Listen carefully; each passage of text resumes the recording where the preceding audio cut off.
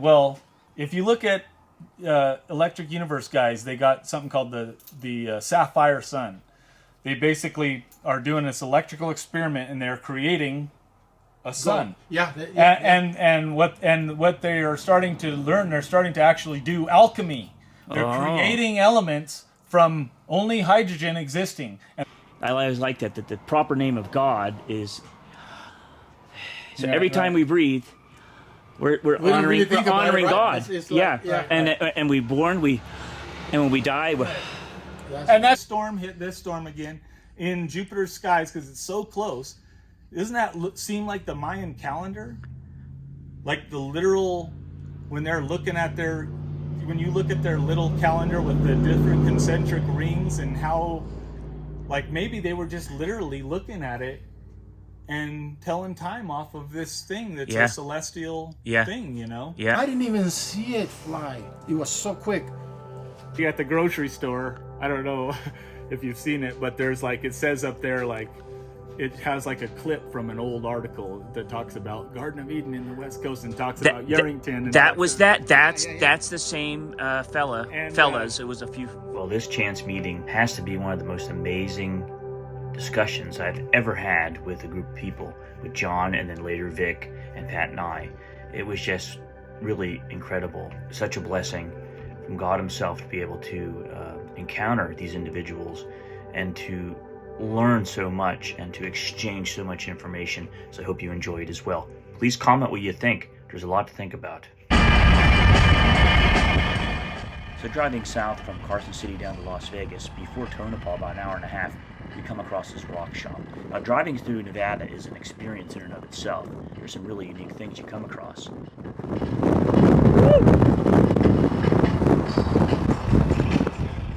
But this rock shop, Pat said, let's stop, let's check out the rock shop. I said, well, I don't need to buy any rocks. I like to find my own rocks. And he's like, well, it's never been open before when I drive past. Let's see if it's open. And it was. So I said, well, of course, stop in, no problem. So we stopped in. So it really was a chance stop. And then we got a chance meeting with the owner because he wasn't there in the beginning.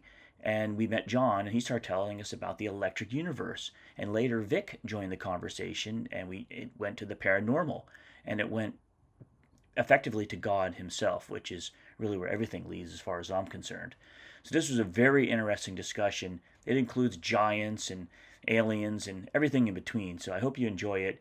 It was really a great chance meeting these two fellas, very nice individuals, and I hope you enjoy the video. Take care.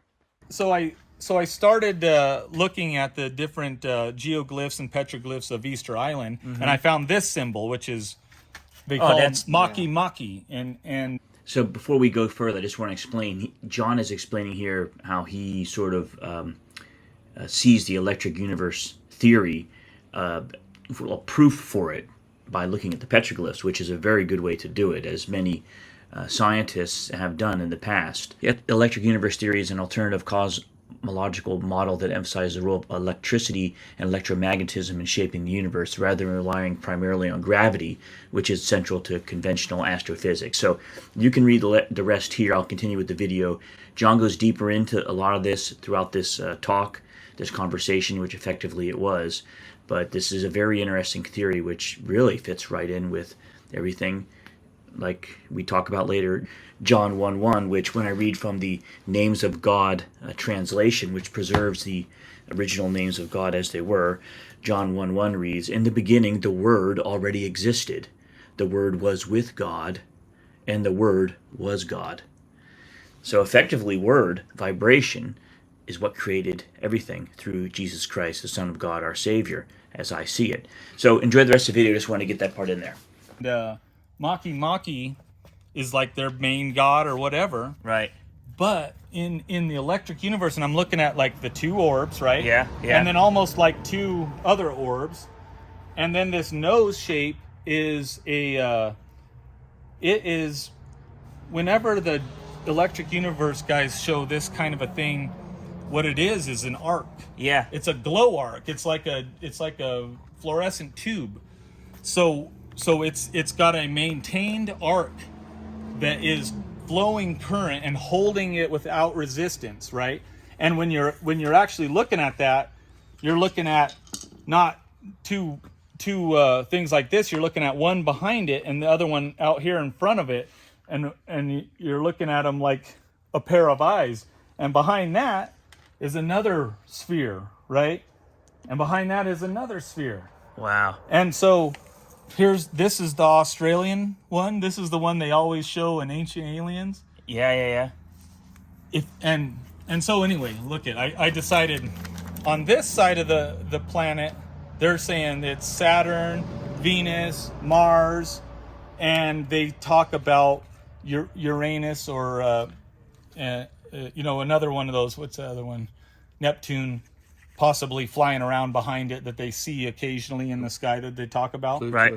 But so I'm over here on this side, and I'm like, well, what do we got left? We're going to have the sun, which is not going to be the sun, right? It's going to be some orb that hasn't yet taken on this full sun. Right. And then we got Jupiter. And then we got our moon and Mercury, which all share a very flat, similar, just like all the other ones that are coming from Saturn. So that's like says, hey, those are moons of these planets or whatever, Right. And so then, and you look at the little aurora coming off, it almost looks like a sun inside an orb. Like if you were to say, oh, Jupiter, the sun, the sun shouldn't be flashing like it is, but then these other two little ones that are close together that are arcing against each other and creating this nose. Right. Well, then look at the Mayan calendar. Mayan calendar it has a little tongue. Yeah. But it's the same thing, the face on the inside, and then if you look at the outer rings, and then I started freaking out because I'm thinking, what if you were looking, because now they've been showing images of like the North Pole of Jupiter, okay? And when you're looking at Jupiter at the North Pole, one ring goes this way, one ring goes this way, the next ring goes this way, and the next ring goes this, right? And so if I was looking at that, and then there's a face in the middle of it, and I could literally calculate the week by saying exactly how many rotations went around this one from this one, when I saw this storm hit this storm again in Jupiter's skies, because it's so close, doesn't that seem like the Mayan calendar? Like the literal, when they're looking at when you look at their little calendar with the different concentric rings, and how, like, maybe they were just literally looking at it and telling time off of this thing that's a celestial thing, Yeah. And then, okay, so then you go... And you see these all over the place around here. Yeah, and then you see them Petroglyphs. skewed, and you see them, and I'm trying to wrap my head around that exactly, Right, because this should right. be a symbol basically of the northern hemisphere and what I'm talking about. Right. Of. Yeah. You know what I mean? And even should be skewed as you get towards the hemisphere, right? Because that would be down there, and so you would see almost as a round, and then a shell. So I started the video in the middle. You were explaining before, your theory is that if you take like Delphi or someplace in the Mediterranean or ancient... because in the past, the ancients used to describe the sun as being stationary.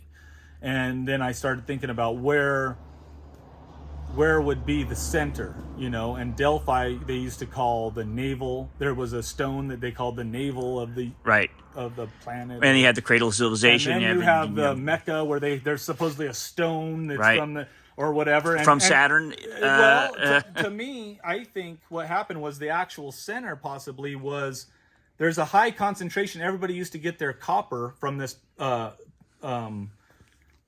island in the center of the Mediterranean that's kind of no longer sort of spotty out there because it blew up. It was a volcano. Right. But in the electric universe, a volcano is a passage to the center of the earth, which is just it's a conduit. Yeah. So it creates a path of least resistance, just a tube for electrical flow. You know what I mean? So yes, it's a volcano, but this is driven electrically. Right. You know what I mean? And so it blew up. Right. Because possibly it was the center, just like our poles are now, and that's why we get stuck in this, on a plane. There's no reason to be on a plane other than, it's not like, because... you have to be going around something, it's perpendicular to something to create this sort of effect. Right. So anyway, right. Yeah. I mean, we started the whole thing on petroglyphs and Yeah. the electric universe theory, Electric and how there was an theory, event in Thunderbolts project on Thunder. Yeah. on, YouTube. Very interesting, because all the And those petroglyphs. guys, and I go to the older guys, but there's some of the newer guys, and I've lost his name again, but who's talking about the geology, and they're really showing the geology of the west coast and different stuff, and Right. showing how it's actually driven electrically, Right. and the formation of a lot of this is Right. electrically driven. Yeah. But what I was getting at was these glyphs, sort of in the way that he started, and the David Talbot started, on the northern hemisphere, and so Right. I was talking about The southern. the southern hemisphere. Right. And when I drew that arc and I drew the equator across the Earth from when I found the North Pole as Delphi or somewhere in the Right. Mediterranean, and I found the South Pole as being down somewhere near Easter Island, up in Colombia, there is a huge geoglyph that falls under it would be on the underside of the planet, that is the same exact face. Wow. Just And like it's like that. So just the same sort of idea, it spans across. These people were all seeing it. Oh, And on the southern side as well, there was a lot of crazy activity, if we were considering that Jupiter was on that side of the planet, because it was like consuming planets, spitting them out, consuming them, right? Oh, there's another thing, but on that side you see a lot of lights and activity where you get maybe Cocopele, or with different crests of the planets, and different arcs of moons that are getting demolished and eaten up as they're going in and out of this place. But also the mythology fits. So what's their mythology? They do crazy stuff that the Western civilization doesn't understand. They take the skin off of the warrior or something while he's living, or to kill the beating heart. But that's things they witnessed from their gods, ripping the skin off of another planet, and embodying its power. You know what I mean? All of a sudden becoming greater. These than celestial events that they would have seen. Yeah. And they're just witnessing something in a lot closer proximity, like the electric universe guys are proposing on the other side of the planet. Right. Okay, let me ask something a little bit different. Okay. Because we were talking earlier about, before there was, huge trees, lush vegetation. Right, yeah. Giants. What's your take Yeah. on giants? Giants, and absolutely, I think that they were definitely around, and I think I have trouble because I don't have the newspapers and all the stuff to really furnish the evidence. Right. From before, the 1800s. But I see what it looks like to me is that there was a lot of evidence, and people just casually saying, "Hey, yeah, this exists." Right. And it existed here. Right. There was the red-haired giants over Paiute, Lovelock, yeah. Right. And in Utah. Okay, yeah. And there's and there was there was something more going on here. Right. You know what I mean? Exactly. There was something more, but I lack the evidence to really to go into. I'm with you. Well, me too. That's why I always ask people that, because we once went to Lovelock and we had a chance interview with something like this with Mrs. Monk. Huh. And she's one of the experts. I mean, her parents owned all the property out there. Wow. And they had found giant skeleton bones and had called it Smithsonian, and not in the cave, but in their on their property. And they came and took the bones, and they never, heard or saw them again. Right. So, so she swears that the giant and the legends of the Paiute. I think that things were bigger. We know that things were bigger, and we know, and we see it all around. And the explanations have fallen short on many things, like Brontosaurus, right? Yeah. My kid loves dinosaurs. Yeah, right? all kids, right? Oh yeah. Is it interesting? But, and so I'm looking through this book, I'm reading to him, and I always called it Brontosaurus, and so now it's called a Potosaurus, right? Oh, really? And I'm reading this book. I didn't know that. Yeah. I'm reading this book, and it's like, okay, it was Brontosaurus. They called it Brontosaurus, which meant thunder lizard. And but the archaeologists made a mistake putting the bones together, you know, and the head they put together on it at first was too big, and so they afterwards they decided, oh, it's this crushed bunch of bones. They put it back together and they called it a Apatosaurus, the deceptive lizard. And I thought the only one being deceptive are the archaeologists. Yeah. So Brontosaurus, when they first were looking at Brontosaurus, it has its nostrils on the top of its head right here, and in what we see nowadays is that's aquatic, right? That's something that lives mostly in the water. Right. But the reason why that was cast out was because, of course, like all of our science, it's based on the idea that everything on Earth was basically the way it is now. Right. And if it's not that way, it doesn't exist in our books, because that's what we're going by, you know what I mean? And they do say some things like, oh, there's higher oxygen or whatever, but they just won't span. They basically are taking a parameter of things and they're using that as science, and right. Not looking, use the science that fits that, right. And then everything else cast aside, right?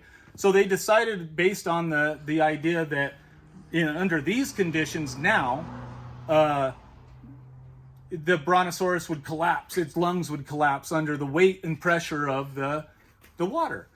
But I think that it was an aquatic animal, that it lived in, and that's why it was able to grow massively huge, even though it had that ability anyway on land. It could, because it could just grow, but it still didn't make sense. It does when you don't have to carry that weight when you're actually underwater. So your neck can span out, just like these ones that we know, like Plesiosaur and Elasmosaurus and whatever, that have a long neck and were doing things. But they were plant eaters, you know. They were down there lifting their head up, breathing air, and then putting their head all the way to the bottom and eating plants. Yeah. In my opinion. Like a swan, but just a lot bigger. And like, exactly, you know. And to me, that's that's what's going on here. It's like you're fooling us with these different facts, you know, and you allow a change in some perspective, you know, and say, oh yeah, well, there's more oxygen, right? But you're saying other things couldn't be different, like the atmospheric pressure couldn't be relieved in some way, or some other thing, oxygen levels. I mean, so many things could have been completely different. And they say that because the bugs were so big, and it's like, and otherwise, because of the same problems, the bugs shouldn't be that big. Right. You know, it's like, well, or more hydrogen. So let's relive these things. Let's relook at all these answers we've already concluded to. Right. You know what I mean? And let's keep an open mind and try to think outside the box. And if it goes a little further than that, you know what I mean? Now, because it's the jury's not. What's your name? I'm John Keady. And the name of the business? And this is Rockchuck. My dad started the Rockchuck, and family owned and operated. And which town are we in right now? Schurz, Nevada. Okay. And up there, the Black Mountains, you said there's petroglyphs? Yep. We're going to check them out. Absolutely. I'm just curious, you ever been to the Irish Mountain petroglyphs? Okay, that's one for you to check out. Yeah. You'll get some amazing human figures with halos, shaman, orbs. So how you doing? See the shaman? Good. That's actually this like this. Okay. Oh, it's and several different. And several others. Yeah, it's pretty awesome. Awesome, right on. And one of the things that we're trying to find is the petroglyphs in the Garden of Eden. By Walker River? By the old Hilton compound. I don't know if you know about those. Out there? Yeah. Mm-hmm. You know the old Hilton compound? Yeah, so supposedly it's across the river. But, from the compound itself. On the compound, yeah. And what is I'm going to try to cross right here, I think. Like there's supposed to be a real big... extensive. Kind of like, lake. have you been to Lago Marcino? How do you say that? Lago Marcino, yeah. Mm-hmm. Oh, that's another one. Yeah, that's pretty remote. Virginia City. Yeah. That's super awesome. I mean, like... Oh, it's worth... what's your name again? I'm John Keady. Yeah, John, yeah. So... Well, right on where you're talking about, on the across the river from, that's all ancient. You know, like the Garden of Eden. You say the Garden of Eden, and I see on the other day at the grocery store. I don't know if you've seen it, but there's it says up there it has like a clip from an old article that talks about Garden of Eden in the West Coast and talks about Yerington. And That's the same fellas. It was a few. And so I was telling you, I was telling you about the Gomphotheres over, or no, maybe I was telling the last people about the over in the sump. They were asking about the sump, and I was telling them how some guy identified a Gomphothere skull from that, which are predecessors to the mammoth. And that's up. But there were Gomphotheres found behind where you're talking about back there too, and there's a huge, ancient, like old spill that exists across back there. That they found, you know, the Gomphotheres, and they found the saber-toothed cats, and they all kinds of stuff like that, you know. And that's down that area, and that it crosses that area, but because we were all the way through there and in through the old compound. It's beautiful. But this is something. Let me see. Look at all the specimens and they collect these all themselves, and mainly from Nevada, but some from other places. What I found over in that area. What seems to The sump you're talking by Fish Lake? No, this is over across from Hilton. Okay. Oh, you been out there, have you? Do you know which sump I'm talking about there? The sump out there by Fish Lake Valley. Yeah, Fish Lake, That's yeah. the one I'm talking about that had the Gomphothere skull that the guy Yeah. identified from Right. the picture. Yeah. Yeah, but there was a tusk. Yeah, there was another one that's in the museum in Yerington. Okay. A skull found of a Gomphothere, which is I don't know if it was a That's- pygmy also or that not. might be something to do when we come back. Is check out the museum in Yerington. But Yeah. someone took really. me out there, and I had that. some pieces that seemed to be a tusk. Petrified wood right here. It was so hard to get at, but it was right in that spill, but Yeah. it was straight behind the ranch there. Straight behind it. Straight behind the where ranch. you cross the river, and you would Yeah. go straight back into. If you look The- at the the cliff- map, that if cliff- you look there's at a the cliff. map, you can see like these weird.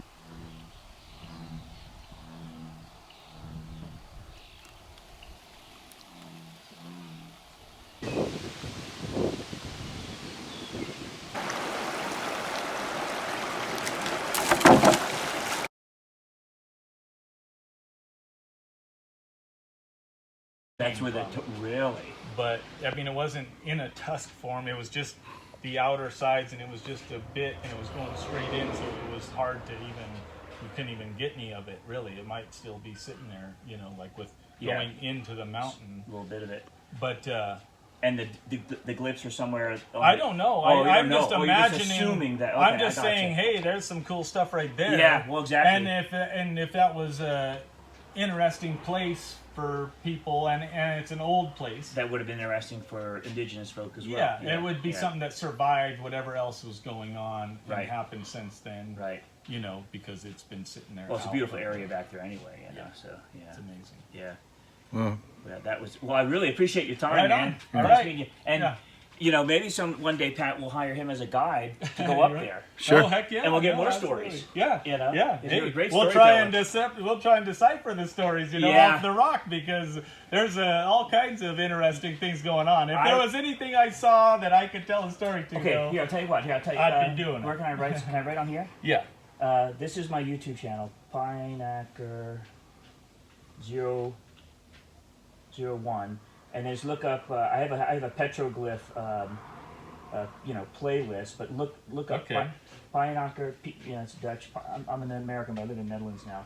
Pineacker 01, and look up the Irish mountain petroglyphs. Okay, and that's Virginia City. No. Those are those are the ones down by about 2 hours north of Vegas, near Area 51 of all things. Okay. So which I got By- another theory by- about that. by All right, by Alamo. Do you know where Alamo is, right? Yeah. Yeah, it's running through there. Yeah. But yeah. Let me tell you one more thing here. So Yeah, go ahead. I so you can look this on, up later. on YouTube, right? I was watching Ancient Aliens, right? And on there was a guy, and he was saying he was looking at ancient,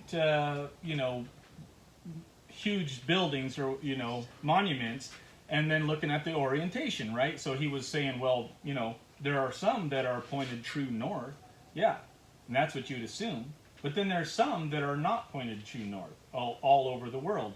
And so what he did is he started looking at all these ones and following their orientation, and then following up to what he decided were different north poles, right? At different times that there was different north poles. And so he was sort of deciding the age of these buildings based on where they were pointing to up in the north.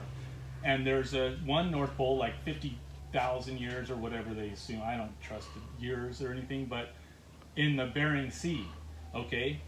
And if you look at that one and you go to and follow the Nazca lines, like go down to the runway strip at Nazca, you know, it's sort of a triangle. At first I thought it was like a cross from all the pictures they show and stuff, but when I got on Google Earth, it's like a cross, but there's another triangle down here. And if you follow, it's like a perfect triangle, so it makes a line all the way across, scribes across the globe, right? Well, one of them goes all the way right through that Bering Sea North Pole point, you know? Interesting. And where it goes through Nevada is perfectly parallel to the Nevada's 45 degree that comes, you know, the state line with California. Which seems very strange that just be a coincidence. Modern border can be, You know, because the people, why did they make that border? It is a straight line. Usually borders are made along mountain ranges and whatever. Oh yeah, totally. Why was that made? So I'm following that line, you know, through Nevada, and it's actually just, I mean, I could be off by several hundred miles with my line, right? But it basically runs kind of on that side of Gabbs, right across Nevada, parallel to this line or whatever. And it happens to hit a lot of interesting, you know, points through Nevada, like it's really close to the caves, the Lovelock Caves. Okay. And it's really close to which is close to Lagomarsino. Grimes Point. Grimes Point. And then it's really close to the petroglyphs out in Winnemucca Lake. Oh, which we've seen as well. And those were supposedly the oldest for a long time until Göbekli Tepe or something. You're right. Well, it might even be older. And well, or at least around the same age. I don't know, you know, but that's the 50,000-year-old North Pole or something according to that theory. I think, you know, I don't remember the exact dates and stuff, but I just found that very interesting, you know, and. Oh gosh, I just thought of a whole nother really interesting thing that if you guys are going to look at stuff I got Winnemucca on there as well. So. I want you to check out one little theory, okay? That my brother ran by, that I don't know how he came to it, if somebody else had already came to it or what, but he was looking at a map of Aeneas's journey, Aeneas's journey to the underworld, right? Okay, interesting. Okay, so it's from like the Iliad or whatever, you know, or anyway. And he drew a map. They're like Virgil, you know, he has a map of the underworld based on this account of Aeneas or whatever who goes to the underworld. Right. And he goes and he, you know, describes it, he maps it. Anyway, he's got this map. So he pulls this map up, and my brother was getting all into maps on Google Earth, because you got Google Earth now, you know, he's looking at it. Well, on the map, you know, it shows it in a different way, but on the map it shows this weird, real strong hook on it, like a real defined mark of landscape, right? And he was looking at it and goes, man, that looks like up in Vancouver, that little hook that comes out right there, you know?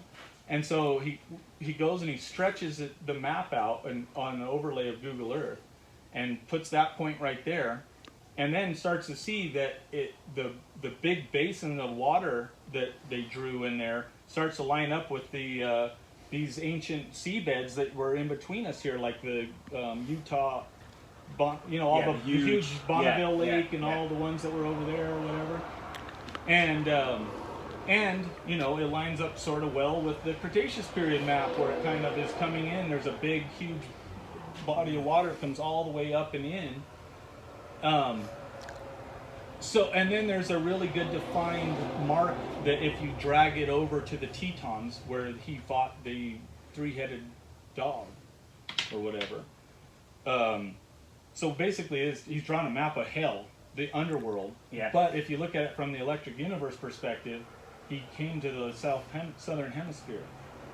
Wow. which was described as the underworld, you know? Yeah, yeah. And had a whole nother god and whatever, and it overlays pretty dang good, you know? And then that gives credence to or the Mormons, who are saying, oh no, the God's people claimed this land a long time ago or whatever, you know what I mean? Wow. And because, you know, this earth has been cycling through for a long time, and people have been adventuring over it for longer than people are giving credit, you know, Right. and these timelines aren't matching up. Yeah. And, you know.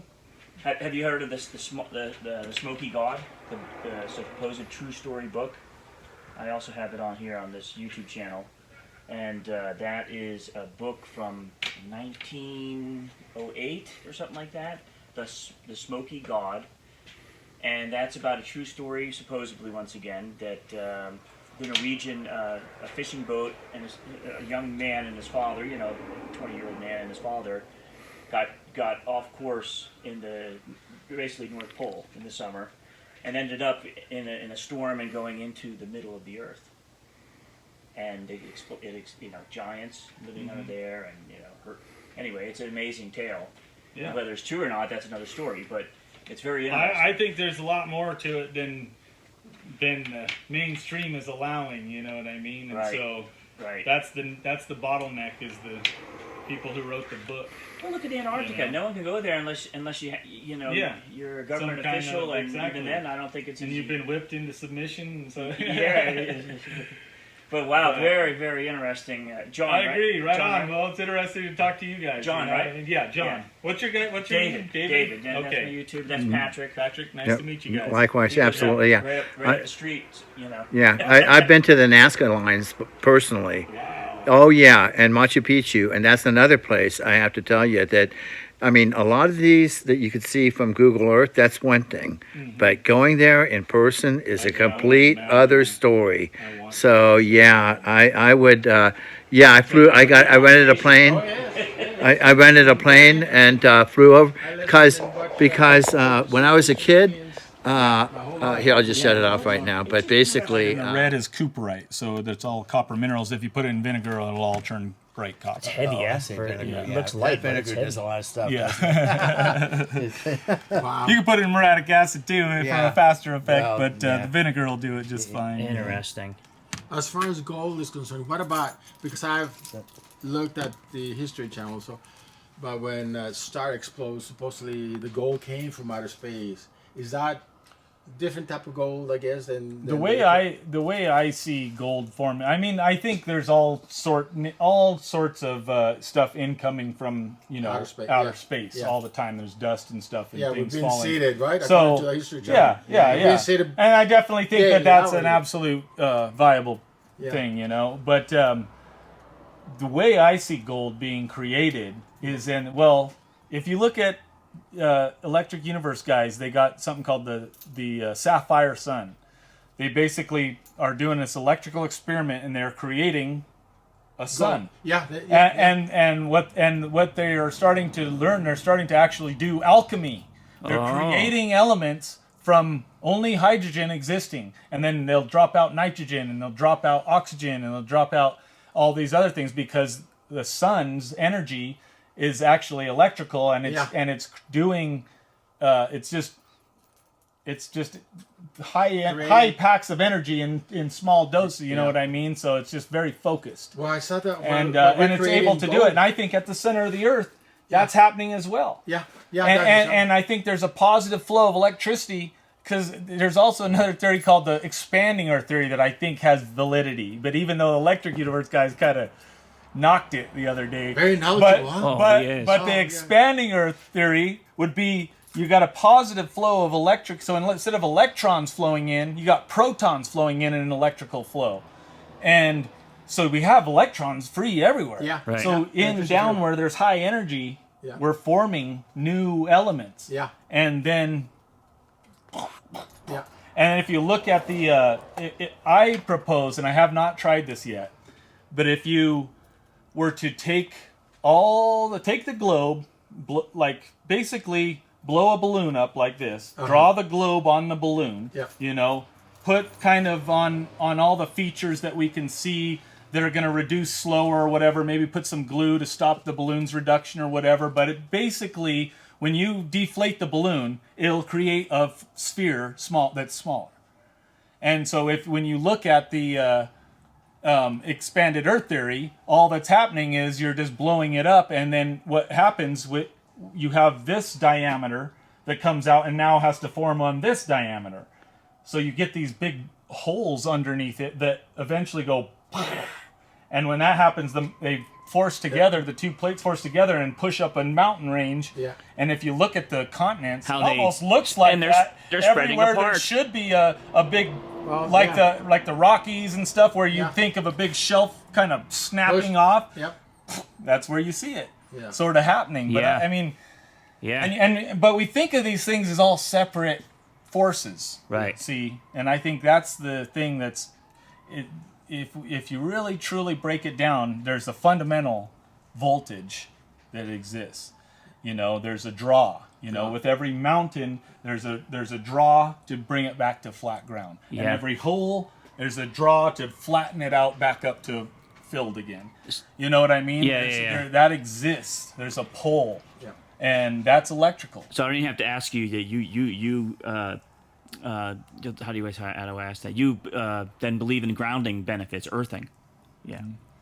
Yeah, and I'm really right now. I'm really thinking because there's money being put forth for this is the Paiute Indian Reservation, you know, and there's money to kind of reestablish, you know, their cultural foods and things like that, food sovereignty projects and different things to kind of get that kind of stuff back. And I'm really starting to form an understanding of the benefits of the food in your area and the growth, the things that you're taking directly from the earth underneath you, because there's like a remainder left when you're just eating these foods from all over, you know. Yeah. It creates an eddy in your body and Yeah. wants to be a cancer or something. Yeah. There You you know? go. That's exactly what I was thinking about Yeah. today. Yeah. That's the natural food process has been extinct almost. So you got to find the Right. original Vic, place where can I video you? Just like Sure. Okay. just like Yeah. with honey. where the original food came from, pure soil, right? Right. Right. Exactly. You know, the top layer of soil is purity of it, and with all these sprays and stuff that we It's put a in the food, disconnect. To that's me, why I we look at have- it as a resistance, as an insulator Yeah. from the pure conductivity of things. You There know you what go. I mean? And if you look at the diet of the people, it was very complete in strange ways. You know, I'm down there. My wife and I took a basket class, right? And so we're down there splitting willows with our mouth and stuff, and it just occurs to me that there's aspirin all over these things, you know. And every time I'm sitting there sucking on them, I'm just getting a dose of a drug also. Effectively, you know yeah. what I mean? Yeah. You felt it. And well, I don't feel it necessarily, but I just am realizing that it's there, and it's a part. It's Microdose. something you're ingesting, and it's a part of your life Yeah. constantly. You know. Yeah. And then I started looking at like the fact that like the rice grass, or we found wolfberries back here. This whole mountain last 2 years ago when the water came down, all these thorny bushes put little red berries out, and we were like, Wow. what are these? Wolfberries. They're like a goji berry. They're a superfood. Yeah, And if you yeah, look they are around the this goji area, berries, that's right. you got rice grass, goji berry. We just found this other berry. They're all superfoods. Yeah. But they're not big. They're not a lot, you know. Well, then I was also looking into medicinal stuff like the ephedra, you know, the Indian tea, or the juniper berries, right? Yeah. Well, those both have appetite suppressant effects.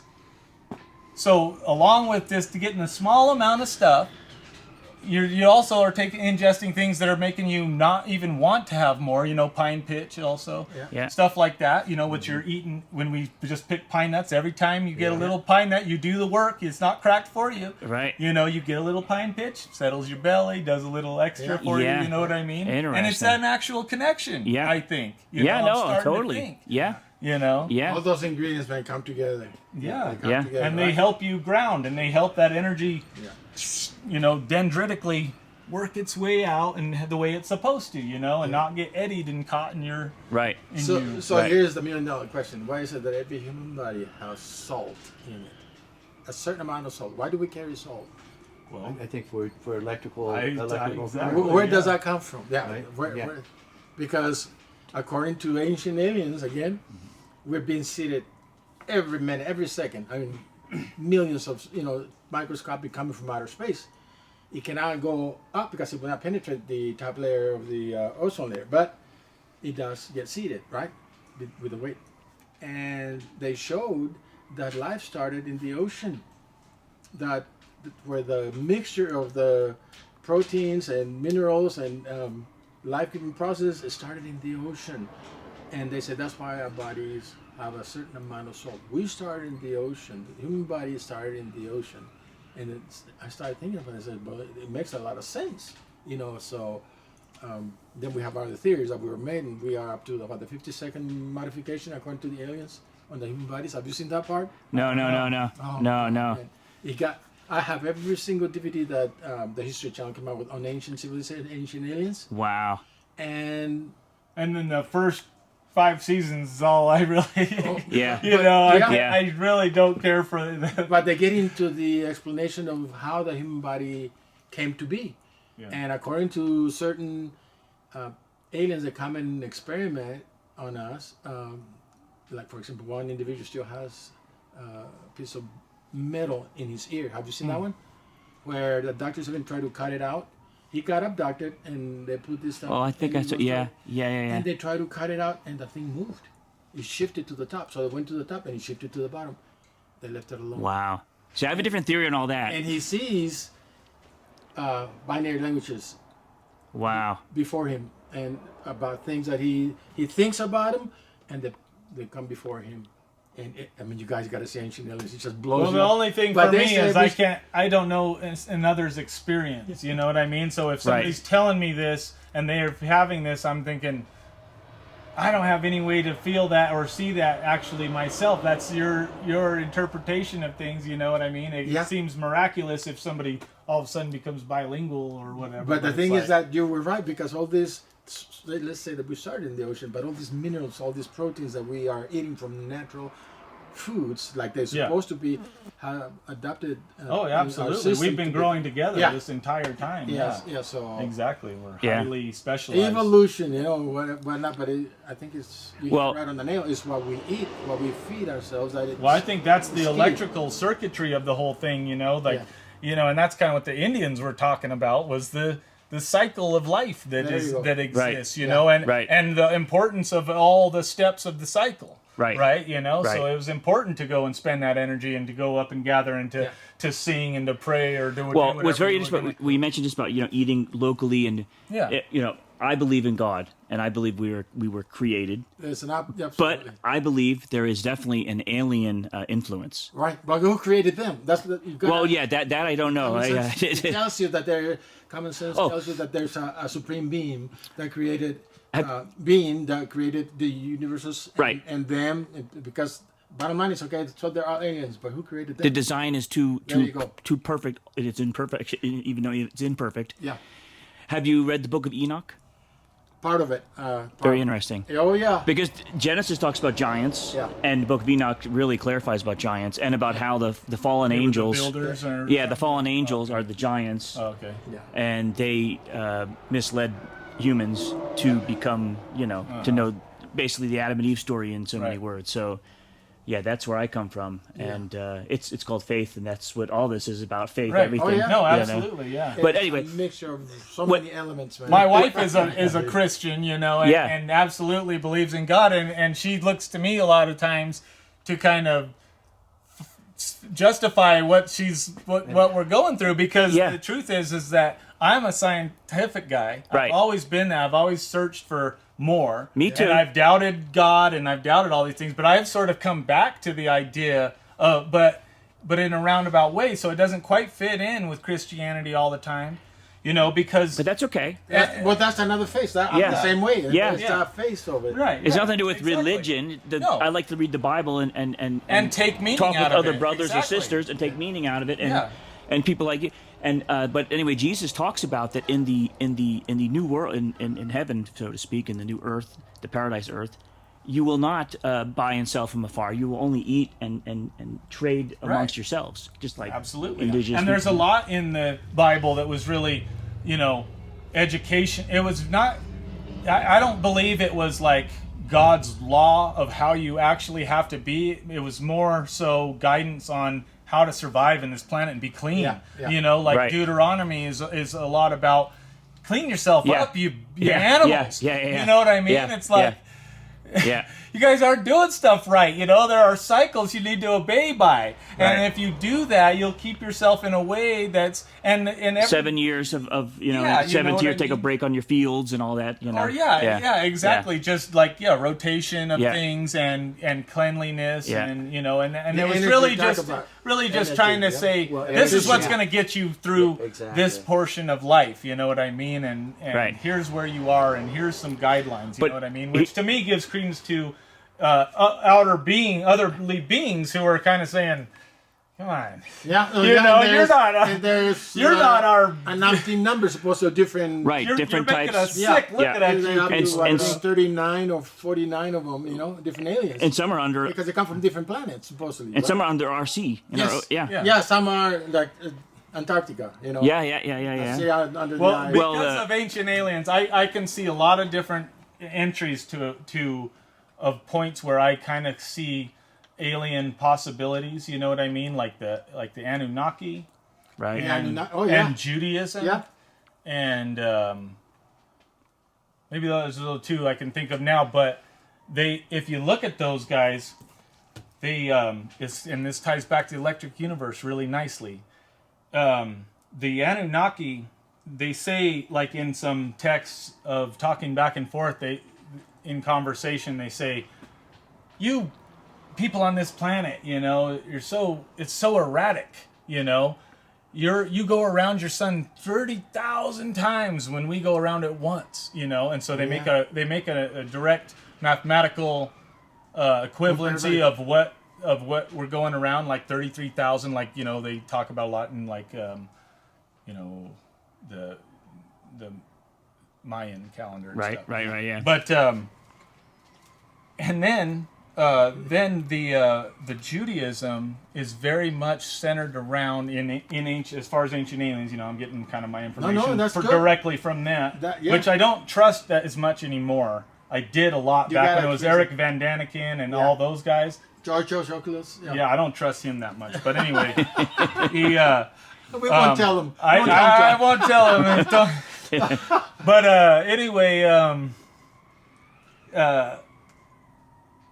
what was I saying? About the Anunnaki and Oh yeah, but Judaism, it really, a lot of the history and stuff focuses around the Pleiades. yeah. Seven Oh sisters yeah. and stuff. Yeah. And the Pleiades and they're like this super order, And if you look at the what the Anunnaki supposedly were after, they were after gold and they want to use us to get it, and they were a slave. They were using us as slaves. The Palladians supposedly came in trying to clean us up. They were like, you guys are not following the rule of God. You're not in order. You need to start. That's when all the books came out. Like, start going to this on Sunday. Start doing this. Start being ritualistic about all this stuff. And so on the EU channel on Thunderbolts Project, there's a guy that they just started featuring probably several years ago now, but Gareth Smith, right, or Gareth Samuel, and he describes in it procession. Procession's not described well. It's a big problem, and people have all these different theories going on, but he describes it very well, and he shows how we are all existent in a coaxial circuit going through space where corkscrew some are corkscrew on corkscrew. So we're part of binary sun, so us and Alpha Centauri are flying around an equivalent center, and we're always going to be the same distance apart because we're always going around like a tube around the center. And that center that we're following is an arc of another pattern, and there's a greater center the further in you go, and it takes 33,000 years supposedly, as he's looking at it, for it to go one cycle around the first center sun. Well, it's a binary, but it's the center sun is Arcturus, which I just started looking at, and Arcturus is right. They used to call it the center sun, and it's right where the Big Dipper's handle goes like this and kind of points down. Yeah. If you follow the last two, it points just directly over it, but it's the brightest star. So I think I know what you mean. Yeah. Arcturus. Okay, so Yeah, that one I I videoed believe, that, yeah. based on this information, that his information, that's possibly that one, or it's binary, is where the Anunnaki possibly came from. Interesting. And then that one is going around this thing and around another center, right? And because it keeps on going, getting bigger and bigger and bigger. Yep. And the next one is the Pleiades. And that's every 33,000. This one goes around it 33,000 every 33,000. Times or whatever magnitude higher. You know what I mean? Which and all so to fits them, into- they have this great amount of order up in this Palladian place, and they're coming down here to all these which they're still the son of. If you look at it in electrical, Right. they're more the center than we are. Right. We're out here on the fringes, being all voltage. Which kind of all ties in with quantum physics and quantum mechanics and duality, and that every atom has an equal and opposite sister atom. I don't like atomic stuff. I don't think they're onto it right there. I think there was a fallacy in atomics because they decided there's a neutron, Right. Okay. instead of just an electron and a proton. Sure. And they created all this what is it? Theories around it. Theoretics, Yeah. mathematics. Yeah. That where it equals 0. Holy cow! Oh my God!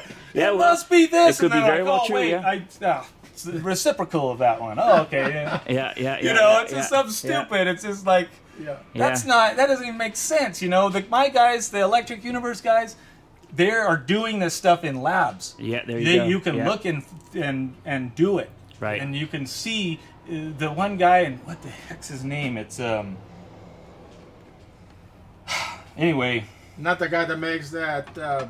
It's on the Electric Universe. Float around the track. Well, no, no? But I know what you're talking You know about. what I'm That's talking about? amazing It stuff. is, Yeah, when I saw that, man, it's like, holy smokes, man. that's Mercury. superconductors. Yeah, See, superconductor. That's mercury. They can do it with real well and stuff because it's already a superconductor in a liquid state, which is. They were using that in the ancient times. There's mercury under every pyramid. There you go. That's what Really? I'm thinking. Yeah, under the Chichen Itza or whatever. Yeah. There's a big, huge mercury pool, and my guy on the Electric Universe he put his theory out on it, and I can't think of his name, but he's doing some awesome stuff about geology. He's showing why the river turned 15 degrees, and when it did, it let energy out of the circuit, created parallel mountains. He's showing how the river basins and all this stuff, like he does the Grand Canyon and the San Andreas Fault are part of the same system that happened and different.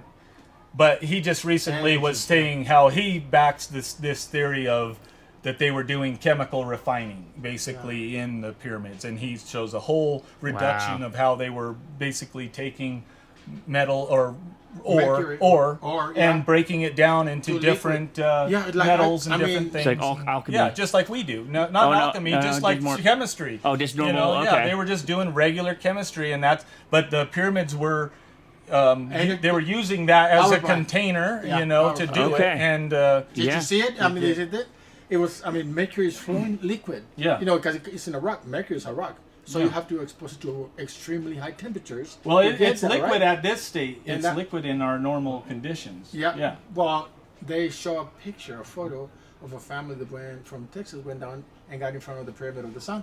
Or you talking where they had the mercury there, and they went down and they found these balls made out of clay. Yeah, they're all pyrite coated, like coated stars with gold. or whatever. Yeah. And then they said that they had an explosion because the pyramid is burned out all around. And they said that's because there was a problem that they had an explosion. But See, his I think family that that went down speaks to there. refining. Do you know where Poinsettia is? Yeah. Oh, yeah. That, I think that isn't that mine a mercury mine? Yeah. Yeah. Mm-hmm. That's a, That's a Cinnabar. That's a mercury mine. Yep. Yeah. But okay. the family went there and took that picture. I don't know if you saw this.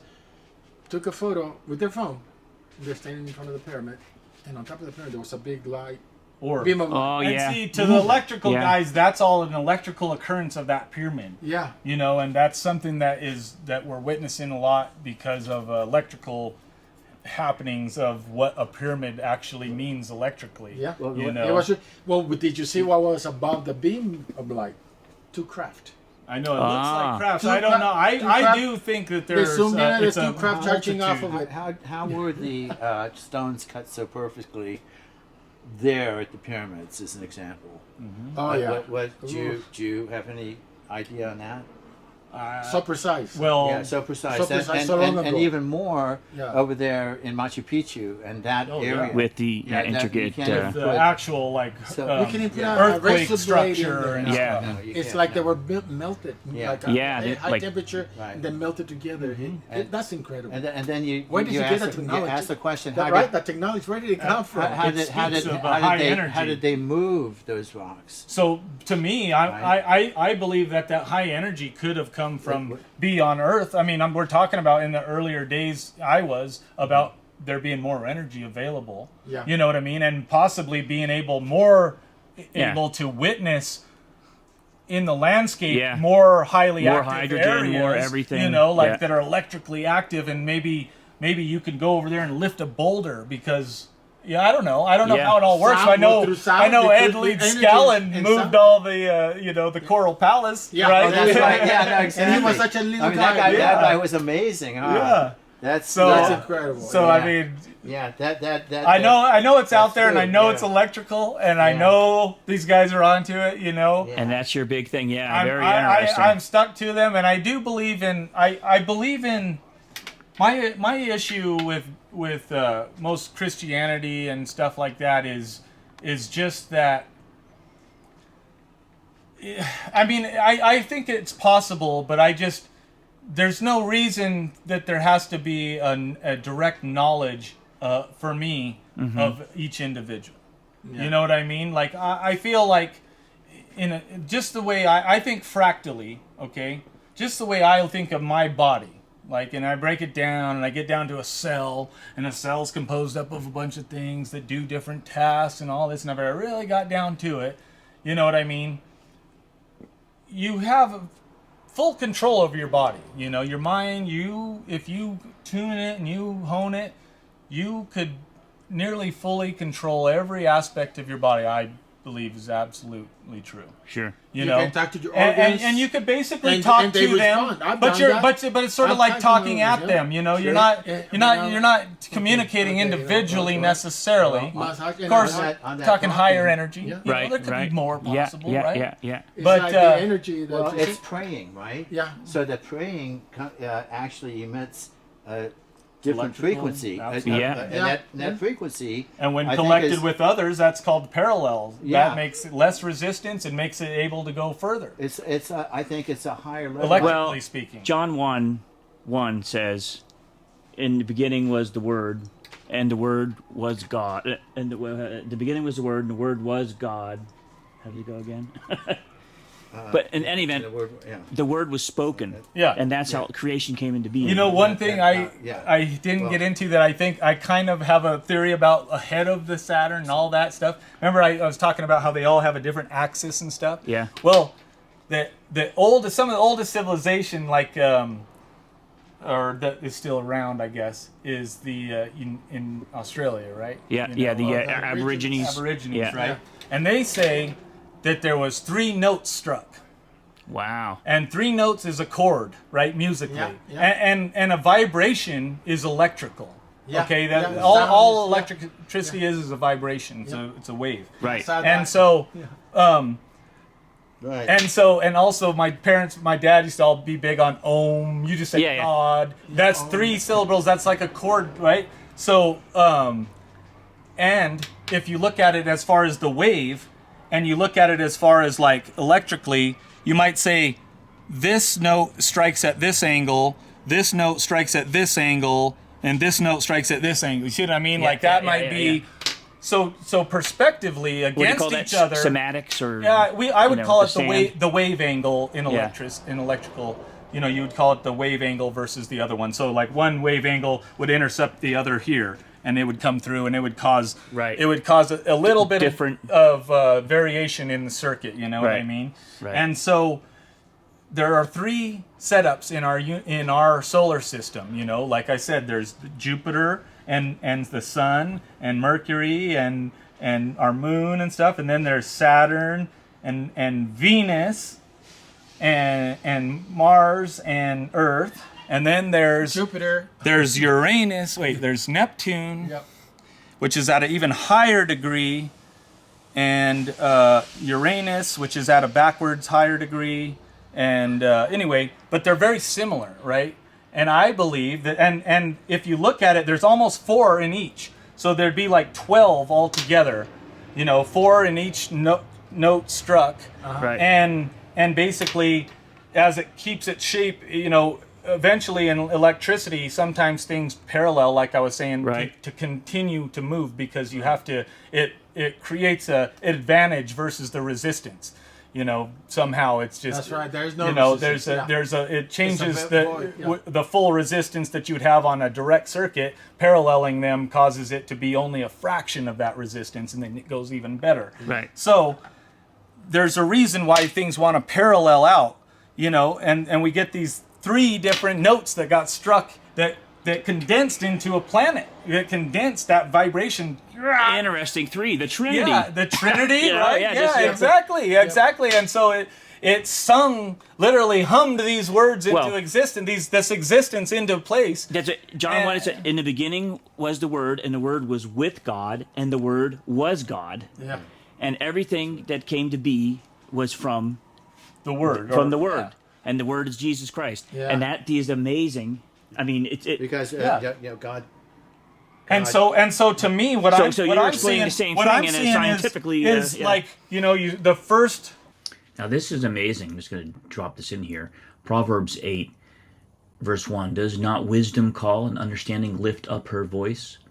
And we read further what wisdom is. Verse 22. Jehovah possess me, the beginning of his way, as the first of his works of old.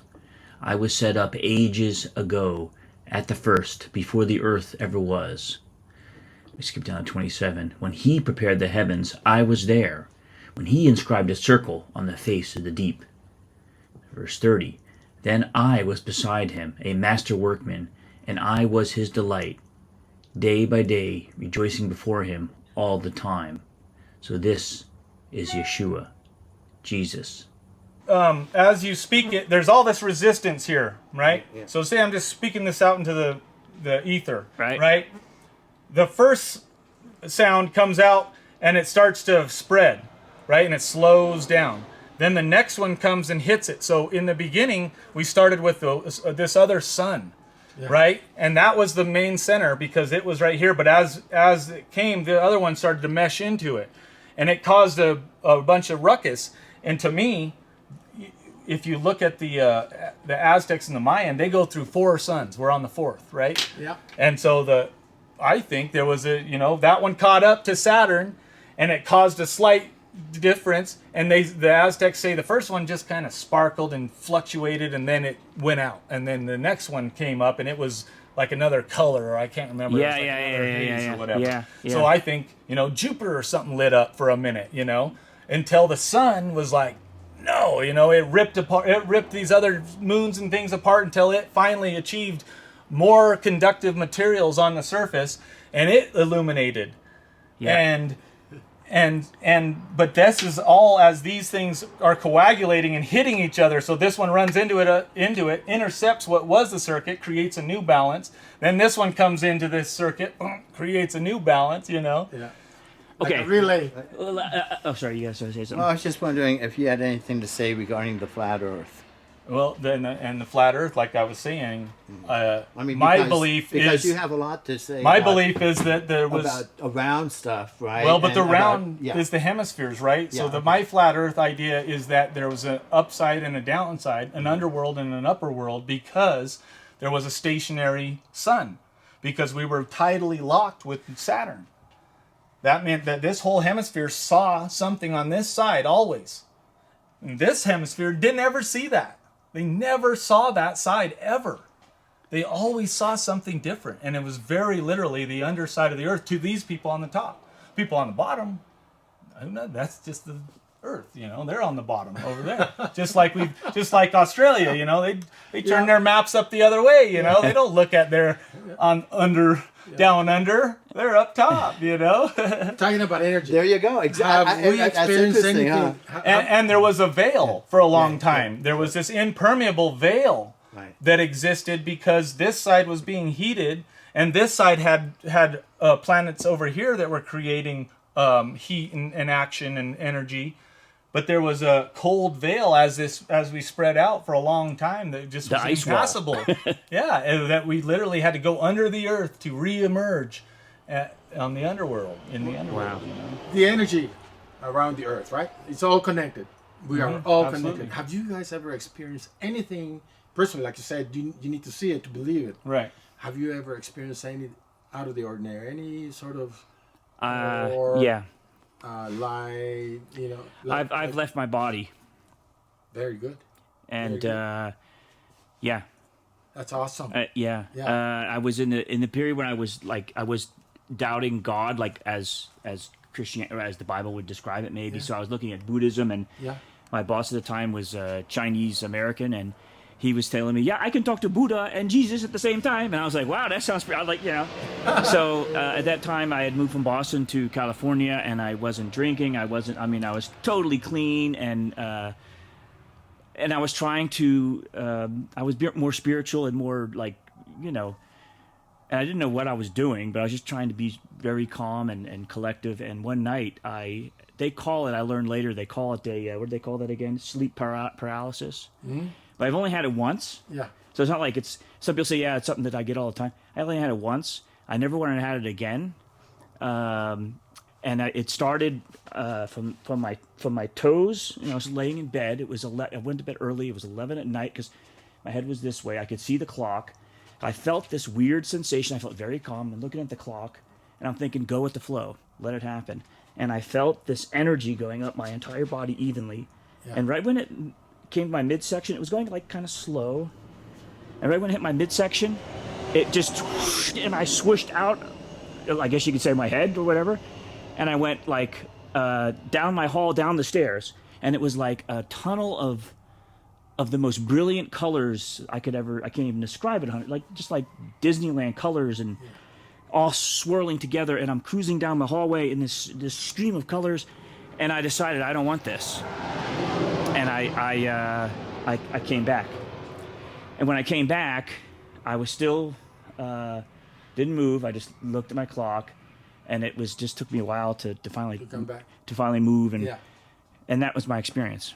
Now, whether it was sleep but I was conscious the entire time. I wasn't sleeping, and anyway.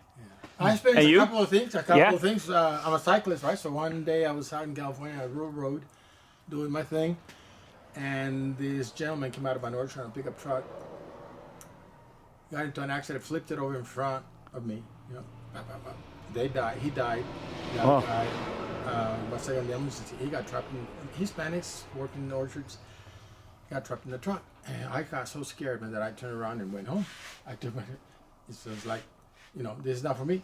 2 hours later, I decided to come back to see what had happened, look at the spot, but in the car. This time I was not on the bicycle, and as I came to that area, I saw where it burned, that truck burned, and I'm thinking, oh my God. And as I looked over to the left, wide open fields, orchards, there was an orange reddish orange, bright over. Like orb? Yeah, like maybe 200 feet high. It's sitting in the middle of the field, right in the same parallel with where the accident was. And I didn't pay much attention to it. And I thought it was one of those tower lights. And so wait a minute, there's nothing there. Boom, it just disappeared like that. Wow. I was like, oh my God. This guy died, passed away. This orb shows up, and it made me wonder if there was What's the connection? Yeah. Two amazing events in one. Yeah, right there. I mean, just 2 hours apart, if that far. Wow. That was one. That night I did not sleep. But this other thing that happened to me in Germany, when I was living in Germany, I was coming back home from Ramstein. I lived in a village called Beilebach. maybe 15 miles from the base. 10 o'clock at night, foggy, like you could not see the front end of the car. And I had taken my car here to get it repaired because the alternator had gone out. The battery gone on, the alternator was acting up. I went and picked it up. I thought it was finished. They told me, okay, there's your car, take it. On my way home, after work, I went and worked at the bowling alley on my way home that night. And I came to an intersection where I had to cut left to go to my house, which was about another 2 kilometers up the road, up a hill. About a couple of weeks before that, a young lady got killed right there, right at the same intersection where these two guys were racing and one guy hit her head on, young German girl. And I was coming from work, and I was the first car there. I saw the Mercedes zoom by, one of the cars that was racing, and when I came up, I said, oh my God. An American hit this little Isuzu where the German girl was driving head on, because he crashed on the stripes. He wasn't supposed to be, and he had to hit on so hard that took that car, spun it, and put it right outside, just off the road. I come up behind it, and it's like the cars were still crackling. And maybe 20, 30 seconds after it happened. And then I went to the car where there was a lady laid out, pregnant. Oh. And her husband was the one that was racing the Mercedes, and he was bleeding everywhere. But he was blowing his nose. I said, well, at least they're more or less conscious.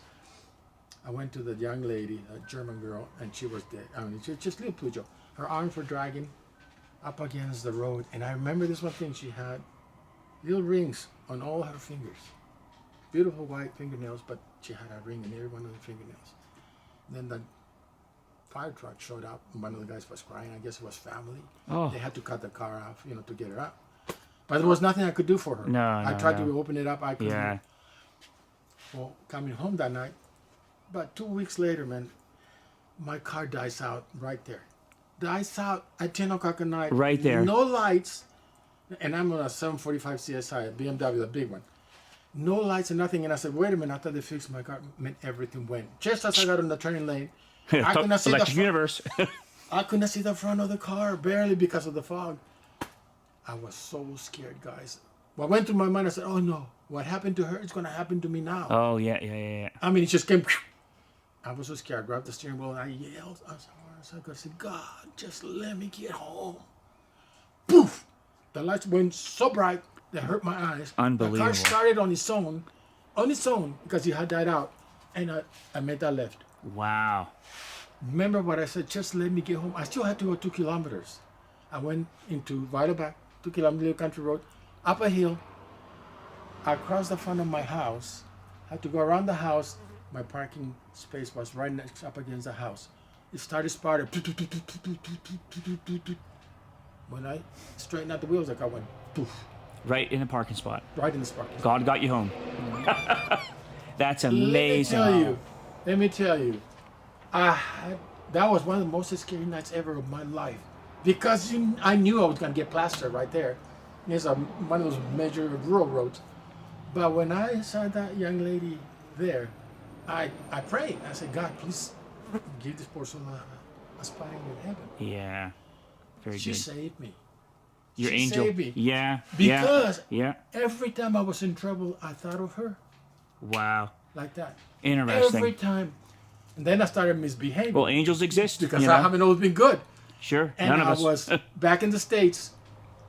I was back in the States.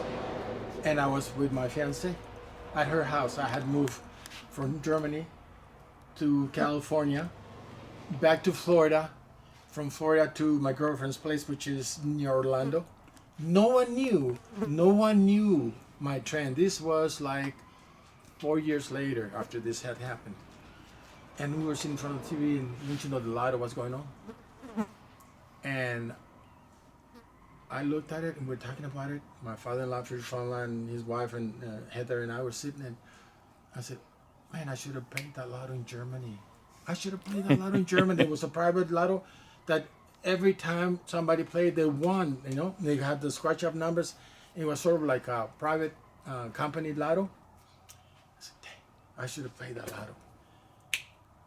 The very next day, in the mailbox, was a lotto from that guy out of Germany. 4 years later, without knowing, no one knowing my trail where I Yeah. had been. No one, and I had just been there.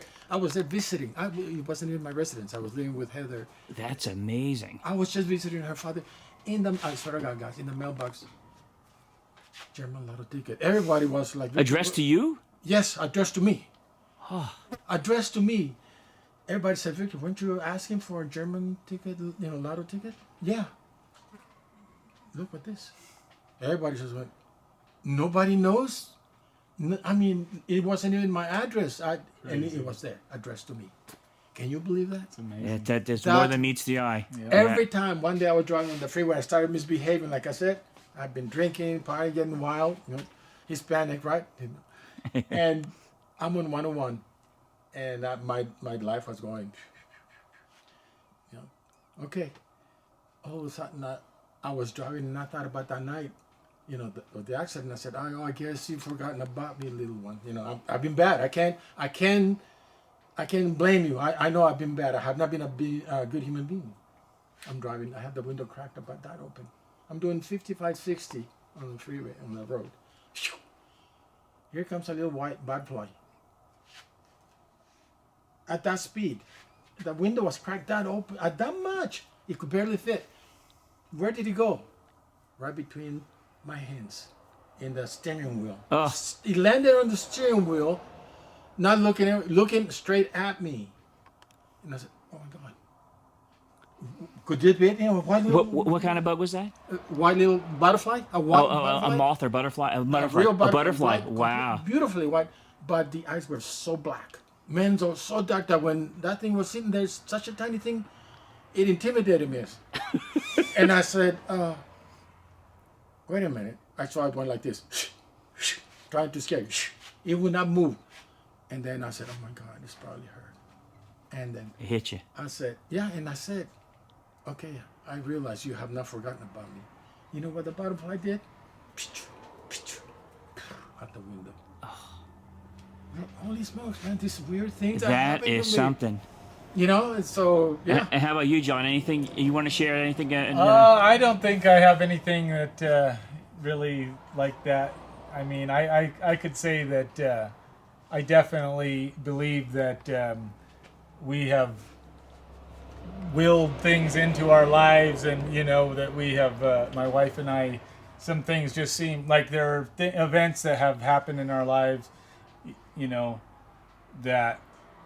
There's no way you could plan for these things to happen. You Right. you want to get to a certain point in your life, Right. but if I was to sit down and say, here's how we're going to get there, It wouldn't each work. of those steps, I'd still be way back here, you know what I mean? Right. And for different reasons and odd ways, things have come into place at the perfect time, Yeah. that Yeah. make you just stand back and go, And how did that exactly happen? Yeah.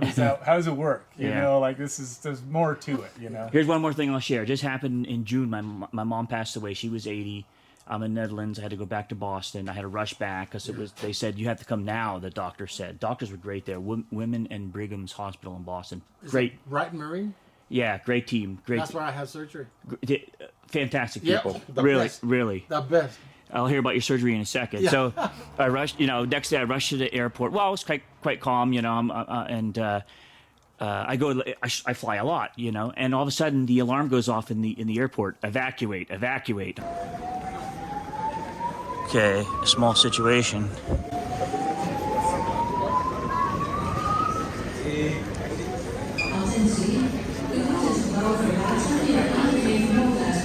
Het moet het gebouw verlaten. Waarom, dat weet ik niet. We leave the building.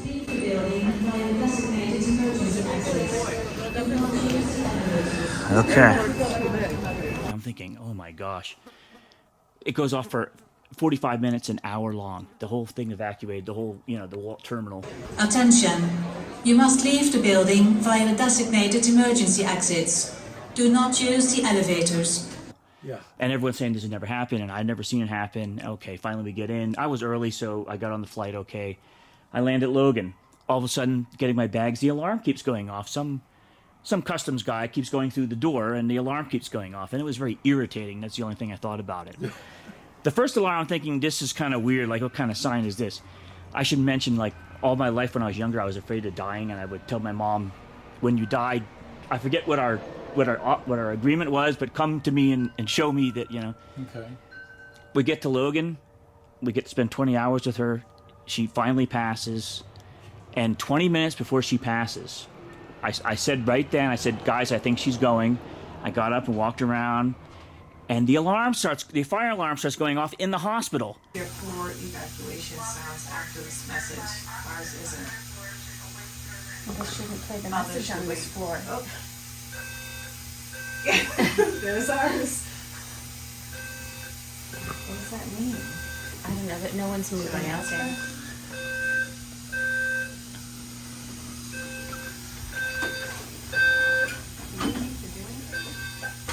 Evacuate. So we're crying because it's like we're nearing. Yeah. We look at the nurse and she says, and later she told us it happens, people pull fire alarms, it happens quite often. They first check before.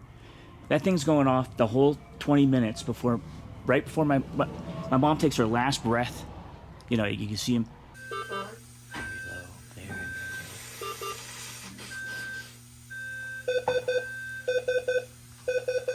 I never saw someone pass before, but last breath, she never breathed again. You saw everything go out. The thing went, you know, the fire alarm goes off. Oh.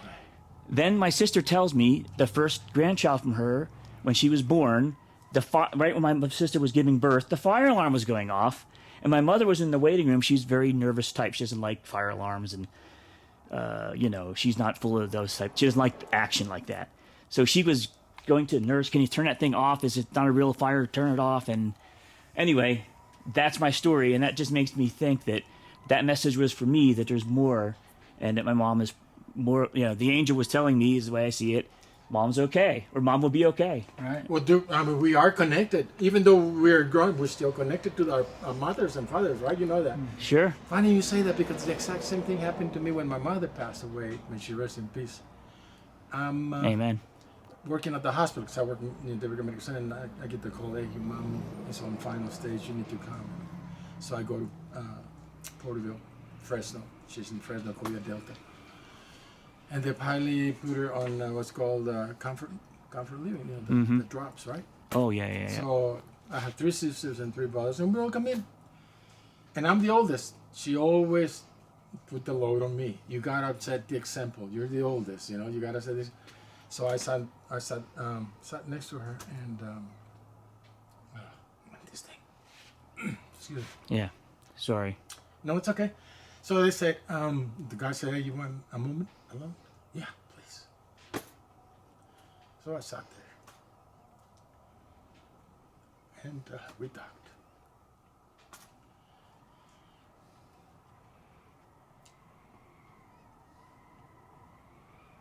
So she passes, right? While she was getting the IV, I was the one that was feeling it. While she was, it's like, oh my God. I was in, and I started to pass out. And it was like an acidity pain that started, you know, just a hot, warm thing. But I was definitely feeling the drip. IV that, it was hitting me hard. And I had to do the same thing that you did. But I couldn't get up. I had to start. I asked, are we having an earthquake? And they said, no. And then they looked at me like, oh, Victor, sit. And I was staggered. I staggered. I kid you not. That was like a 4-story hospital, 3-4 story. As I started to get away from her, it started to dissipate, but not much. I had to go all the way out of the hospital and into the parking lot. And sitting in my car, I was still feeling it until she passed away. Then when I started feeling it, I knew she had gone, and I came back. Oh my gosh. Yeah. The connection. Yeah, the connection. I was telling so we're connected. Yeah. And that's what happened. And honest to God, it's like, man, it was so strong, and it was, you know, acidity in my eyes started to close, and I looked at her, and she knew, you know. Amazing. Because I was the oldest. And Thank you for sharing. I'm the oldest too. Thank you for sharing, Vic. That's really so personal. that was such a. out of the ordinary special event, you know. Yeah. So much. I don't know what you experienced after that. I mean, are your parents still? No, I lost my mom. She died to cancer in '99, and my dad died in 2013. Oh, man, sorry. Yeah, young Did you then, huh? experience any Yeah, I was issues? 16. There were some weird things that happened when my mom was dying. You know, like for instance, it was kind of a very interesting thing. We always thought it was very supernatural. She was very much kind of out of it. You know, she was very drugged up, and she was here at home, and some friends had come to visit her, and they brought stuff from the store, some eggs or macaroni salad or something like that. And my mom wasn't really talking or anything, but she popped up out of being totally asleep and turned to my dad and said, "Tell John, don't eat the salad. Don't eat the salad." You know, and goes back to sleep. You know, it seems very strange. Don't you know, know. I said it's but Interesting. Yeah. but well, we all had potato salad and everything. And I got food poisoning really, really bad, you know, and so did the other lady and everything, and we were like, that's so strange, you know.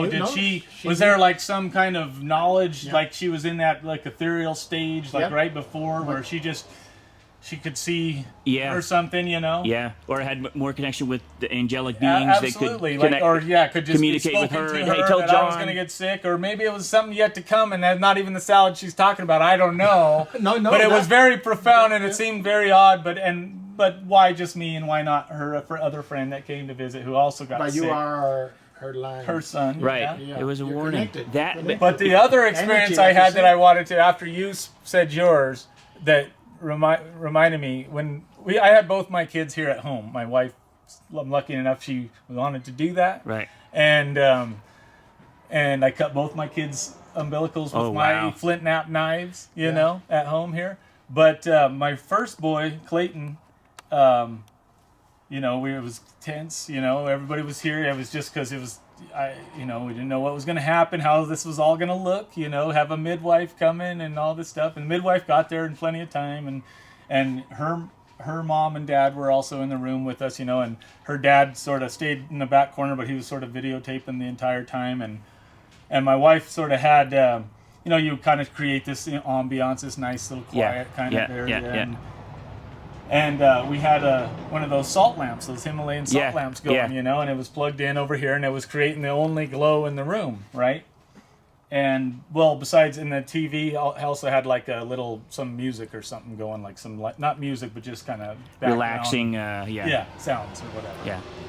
528 hertz. So we're going through all the labor and all the stuff, you know, and then it's time, and so Diane, our midwife, says, "Okay, Chelsea, you know, now you need to push because, you know, he's been in there for a little while, and it's time you got to get him out, and, you know, his heart rate's dropping a little bit, you know, so don't worry, but get him out, you know." And so he pops out, you know, and we're all like, okay, you know, sort of a breath of fresh air, but, you know, you watch birds and whatever, and it's always like they start crying, you know, you're always waiting for the cry, right, you know? Yeah. Oh, yeah. And so he comes out, and you know, Diane kind of flips him over, she kind of hands him to me, and sitting there, and he's still kind of hasn't made a sound yet, and is still not really... I don't know. It's just in the back of my mind, I'm just waiting to hear this boy cry. It was a scary moment. Yeah. Yeah, and I didn't realize it at the time, and so, you know, eventually he starts crying. You know, lets out this big old cry. You know, and later we noticed that the light of the Himalayan salt lamp was out, and we're like, what the heck, you know, and so we're going back through and we're watching the film and everything, and so as we're sitting there, you know, we're all it's that moment, and we're all sitting there, and there's no cry yet, and I'm holding him, and then the light goes, and then he goes, and he starts yelling and crying at the same time, like immediately, like within 5-10 seconds after this light snaps off that we weren't paying attention to, but we have the video you know, and it was like, what the heck, you know? That's amazing. something. That seems And like, the energy, you know, and I had thrown away the bulb already, and I'd thrown away, you know, and I'm like, I'm getting that bulb back out of the trash, you know? That was like a miracle, right? You know, Yeah. possibly. I witnessed something right there, you know, but The magic bulb. after you said that, I was like, oh, that's interesting, because that was sort of electrical. That was and electrical, Like, yeah. it seemed like a surge, like his soul was like, coming Electrical, through a yeah. line and coming, Well, yeah. here's an interesting, you know, for my biblical side, to say religious side.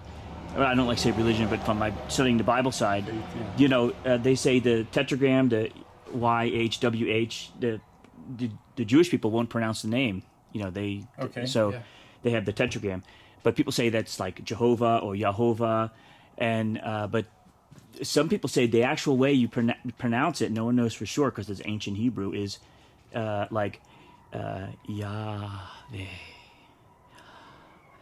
And if you think of the way you breathe, Oh. Okay. and in the Bible it says God blows the breath into Adam. He Right. blows breath into him. Right. That's how he comes to life. So it's just very interesting that the breath of life is so Right. precious. Absolutely. That, like how it comes, but that I always like that the proper name of God is. So Yeah, every time right. we breathe, we're don't honoring, really think about it, honoring right? God. It's like- yeah. And we born, and when we die, And that's the sort of beliefs that I really tend to gravitate towards, is the ones that are surrounding a natural way. You know what I mean? Because what I think is that the God is sending his signal to each and every one of us individually, Amen, and we yeah. receive it on an individual way. Yeah. You know what I mean? Because Right. we are all a little different, and so we receive the different message, just like Yeah. your cell phone. Yeah. You can just pull it out of the air and get an individual one just for you. Yeah. You know, and in that same way, that's how we're being spoke to, you know, and, Yeah. and the things that happen, just like I was saying about Deuteronomy saying, clean yourselves up, we become corroded, you know, Oh, as yeah. as we are with this as we're passing chemically this stuff through, we become corroded, and we need to Of the clean toxi- off of these the edges toxicity, yeah. so that we can be more conductive and hear the signal and let our properly. pineal gland Right. properly operate. And so when we're doing it improperly, and when we're sending all these crazy electrical signals, we're putting what we're causing is a barrier and an insulator Right. to receiving the signal we should, and the Exactly. signal we should. It's not pure. natural. Yeah. It comes natural. Yeah. It's something that's in tune with everything around you, and it just because it's apparent. You know, you'll just be sitting there and you'll be like, oh, obviously, that is something I want to pick, and it looks, you know, maybe The I signal eat is it. there, Maybe yeah. I eat it. Maybe Yeah. it's medicine. Maybe it's exactly what you need. Right. You know what I mean? Intuition, right? Yeah. And Intuition. your body seeks those things out That's- chemically too. Yeah, you're right Yeah. on it. Yeah. It's the connection, the energy. Oh, Yeah. Well, one of, I'm sorry, Pat. We didn't ask you Yeah, I about was your gonna say. experience, or if you know. I'm gonna get my phone. Yeah, I'm sorry. I'm gonna get my phone from the car. I'll be right back. Yeah. Sure, Vic. Well, This, I gotta show you. this is amazing. I I gotta tell you, I thank you, John, for hosting us. Absolutely, absolutely. I love conversations yeah, like well, this. it really is, yeah. And I mean, David and I, we were just talking today. But one of the things I do is pray, and I pray for wisdom and guidance to make the right decision as much as I can. So Absolutely. you know, call it intuition or whatever. But there's so many lefts and rights in terms of yeses and nos that we make throughout the day, right? Oh yeah. And the thing is when we woke up this morning, right, we knew kind of where we were going, in the sense that we're going to Las Vegas, Right. Well, you almost made it. Right? Well, and maybe we'll hit Tonopah, Right. and so you know, we pull up. We're about ready to reach the intersection here, and I mentioned to David, I go say, you know, there's this rock place, and I've never been to it before. And he knows I love rocks. And I passed this place probably 100 times, and I've never been here. And I've seen, you know, the place closed, maybe open a little bit or whatever. Yeah. And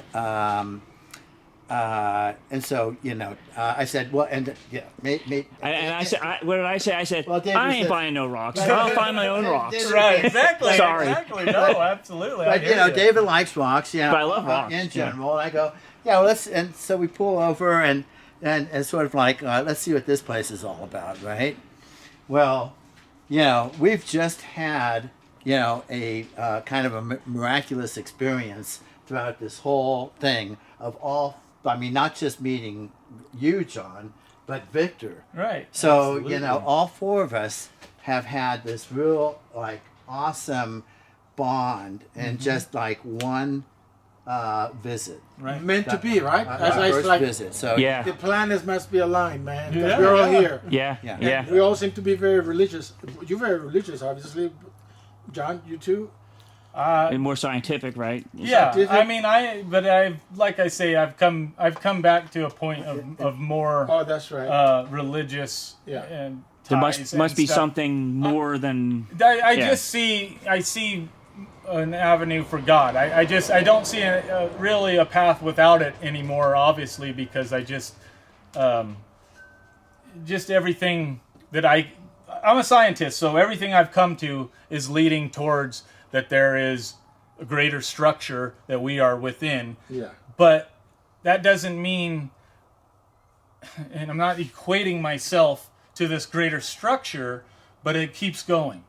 And Right. so I believe that structure exists within Victor, within me, within you, and all of us, because that's the Right. that's the true circuitry And Jesus plan. says That's how it works. The kingdom you know? of God is within you, within me, within us. Absolutely. And and I'm not saying, and I'm just saying that it just keeps going. It's fractal. I believe Right. in a very fractal way, where the things that our conditions and our struggles and stuff, they apply to God as well, and God goes through similar struggles, and God goes through similar things, and below us, in us, there's a struggle in our cells, and they're going through similar problems and things that somewhere along there's symmetry. You know what I mean? Right, all the right. way up and down. I don't know where exactly that magnitude stops and begins, Right. but I believe it exists absolutely, and that I see That you're the getting eternity more. Yeah. and the yeah. idea of the alpha and the omega, Right. and the ideas that are described. Right. You Well, pray about it, and Yeah. Maybe read the Bible once in a while. It's I very. do. It's very I try- scientific. The Bible I mean, as well. my wife and I, she gets daily, the things Bible given verse, to her, verses, yeah. and we always talk about it and go through it and talk Awesome. what does it mean to us. She just lost her dad. We've been dealing Yeah. with death a lot and trying to Yeah, figure me out too, yeah. how that, how does it? Because and then You like got I you have said, children, she right? looks Yeah. to me a lot to like answer some of these questions, because sometimes it seems harsh when it's God doing these things. It does. But you have to understand the full cycle of the entirety of this thing, and Right. and it's like, because she'll say things like from the Bible, like cut off your arm if it's causing you to sin, right? and it's like you can say that real easy, but what of all those cells in your arm that you killed? Yeah. You're not thinking of it that way, because It's you're not like gonna go back up. you're not looking at that bug you squash. You're not looking at that butterfly who's looking you in the eye necessarily. You're swatting it off your steering wheel. Yeah. But start looking at it, because maybe that all matters. Do you need to kill that butterfly? Is this a necessity of your life? Right. It is in some cases to kill. Right. Consumption is part of it. But Right. If it's just for. But what's the purpose, and Right. what are we Right. trying to achieve? Right. It's all Right. about the. What's interesting with me, when I had all those doubts, and I moved out to California, and that's when I had that experience. And then the giants, because we went to Death Valley with you, and we learned about the giants in Death Valley. There's the whole DVD we got, still have it. And then I learned by coincidence that giants were in the Bible. That's when I first learned, and then I was just amazed. And then I just dove into the Bible like head first, and I haven't come back up.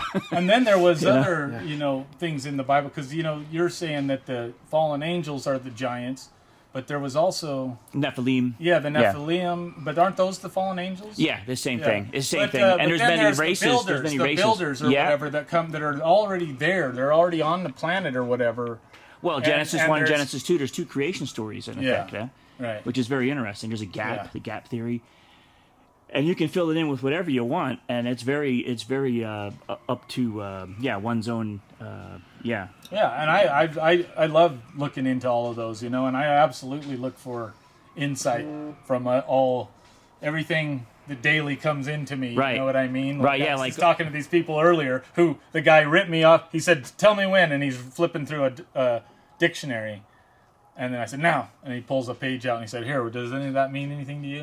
And I love that because that's what my mom was about that stuff too. Yeah, She me used to too. have the Signs. heartstones and Right. stuff, and we'd pick one for the day, and it would only mean something to you, so you don't need to describe it to me what it means, because it can only mean what it means to you. I could tell you what I think it means, but that's That's has right. no relevance. That's right. You know what I mean? Because only you know. That's right, And that's yeah. what I mean. Like, we all get these individual messages, and they seem goofy sometimes and off track or whatever. But then when these things go through that you could never have planned, and things are working in the right way off of this crazy move you made, it's like, Yeah.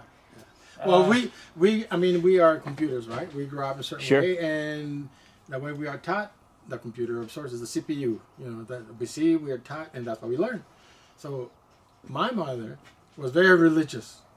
Very religious, coming from northern Spain. But she sent us to private Catholic schools, and I was a rebel.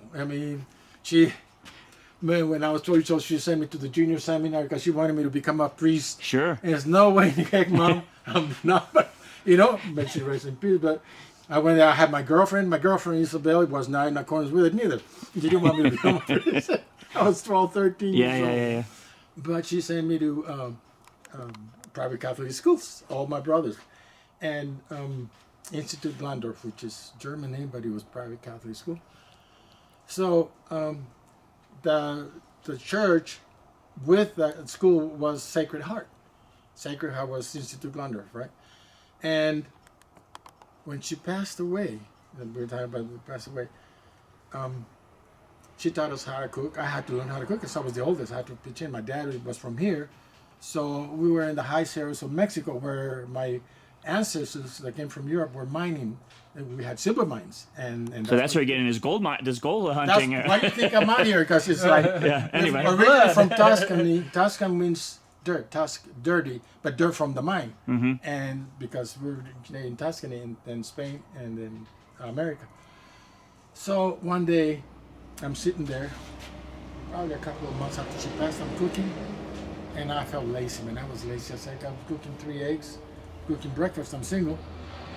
And I flipped one egg, I flipped the other, I'm sitting there. Being a cyclist, an athlete my whole life, I'm thinking I should be eating eggs. They got cholesterol. They got a bunch of cholesterol. I'm sitting there and I'm thinking, Mom, does this egg really have cholesterol? If it does, how much cholesterol does it have? I'm an athlete, I'm a cyclist. I ran marathons, I played semi-pro football, I tried for the Rams. I played World Cup level against Spain selection team. Wow. And I'm thinking about this, and so all of a sudden there was 3 eggs on the frying pan. The third egg that I had to flip, as God is my witness, okay, we're talking about this, is elevates itself as if it was inside a glass cylinder because there was no cooling whatsoever. About 8-10 inches off the frying pan. 8-10 inches. It just came in, whoop, and it stopped. Immediately, like it was frozen, and I went, and then it went from right to left. Over easy. And it stayed in midair. It froze there, and this is unbelievable, but I have pictures of it. That's why I brought the camera. Oh, you gotta be kidding me. No. And then, all of a sudden, it goes, exact same spot where it left it off of. No, you know how when you fry an egg, the oil... Yeah, they shift, they move around a bit. Right. No, this just came out. That's when I froze. I said, holy smokes, man. And I said, did I just do that? Did I have the energy to do that? Because I'm thinking I had to turn over that egg. I had to flip that egg. And Yeah. it happened. Yeah. And I said, oh my God. And I was asking Mom, thank you, Mom.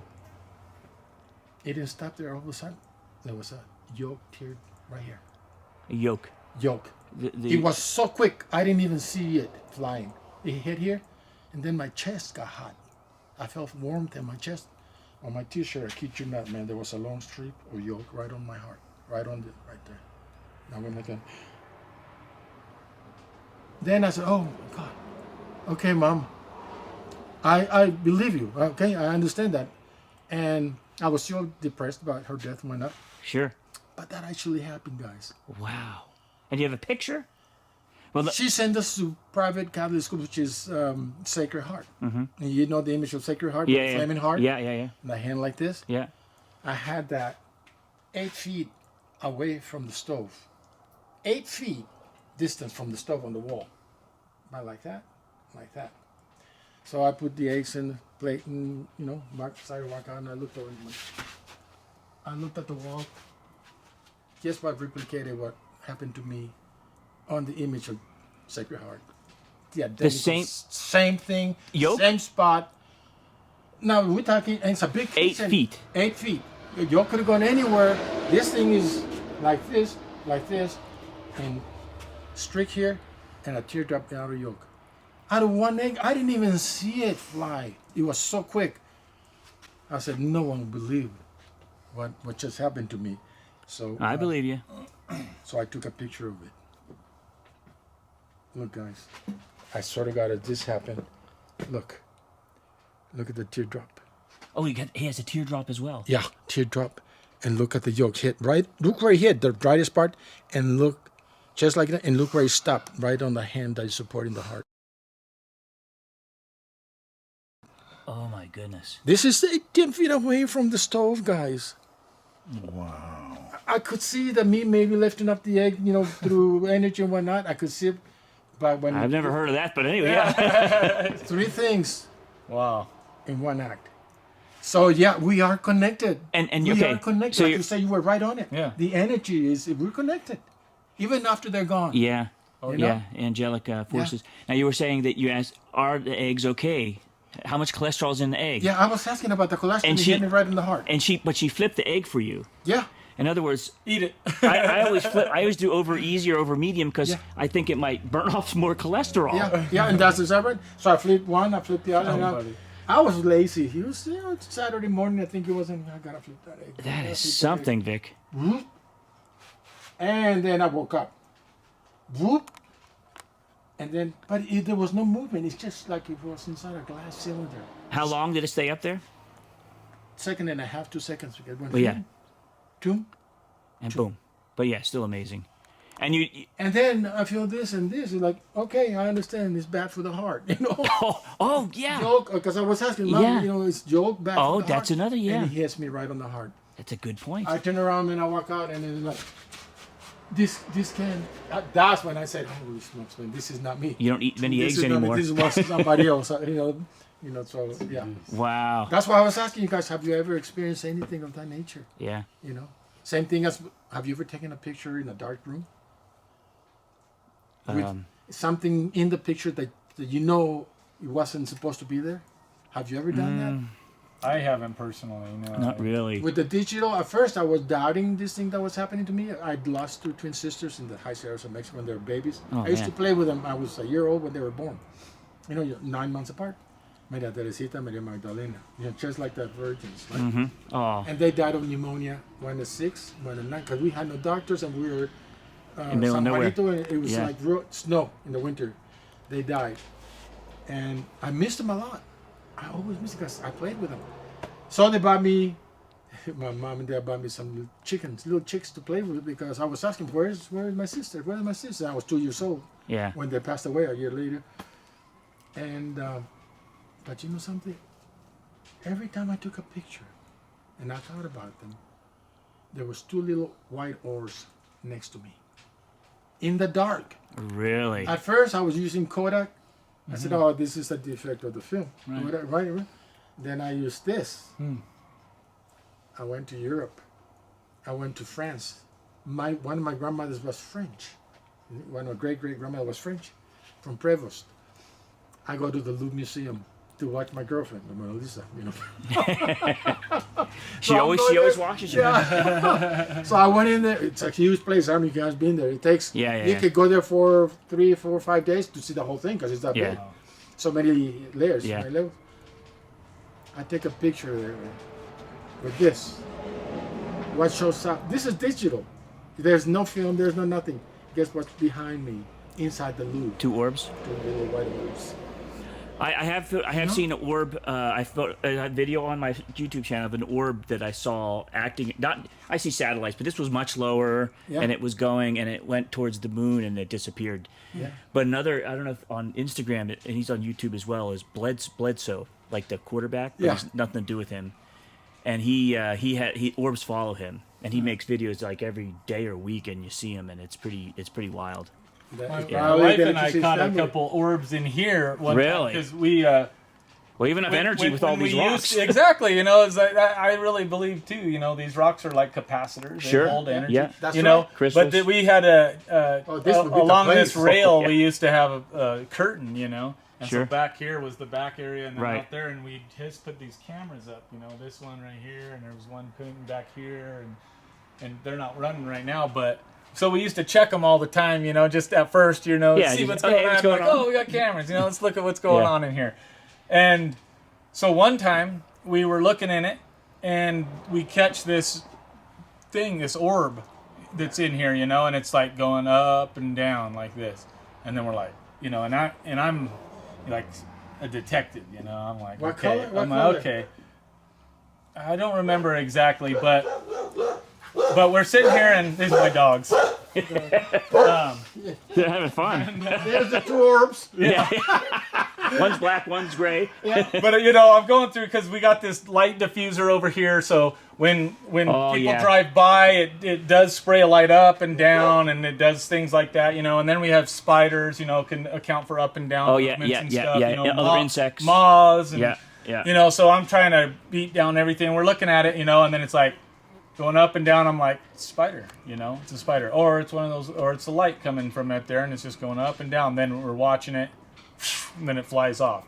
And I'm like, what the heck? That's weird. You know, so we keep watching, and then we go and we're looking at all the other cameras or whatever. And then on the one that is facing, well, maybe this one right here, it's facing out that way, you know, all of a sudden we see some action, you know, a little thing going back and forth in the camera back here, and then it goes like right in front of the camera, really close. Wow. And we're like, man, that doesn't seem like a bug or anything, you know, it's so weird. And I'm trying my best to explain this away, you know. And I can't do it. Yeah. And so we're trying to stop it, you know, right on the picture where it comes. And so finally, like, oh, just pass. Oh, right before, and then we stop it. We stop it right there, and there's a freaking face. You can see, like, it looks like the profile of a face, like flying by or whatever, and it's just like, I mean, it kind of shook us because we're just like, oh my god. Yeah, but you know, that's awesome though, man. It was interesting, but it's like, what's going on here? Spooky, you know, it's like, is this good or bad or you know, I mean, or indifferent. Yeah, that's pretty awesome. But it was something that we definitely showed a few people, you know, afterwards. What's your opinion? And then like we get from time to time, we'll get like people who are, you know, ghost chaser types and stuff. Yeah. Share that story and video. You got so much energy. If that's my wife coming, then she might have the picture of that actually. Man, this is something I'm gonna stop. I never made such a long video in a long time. Right.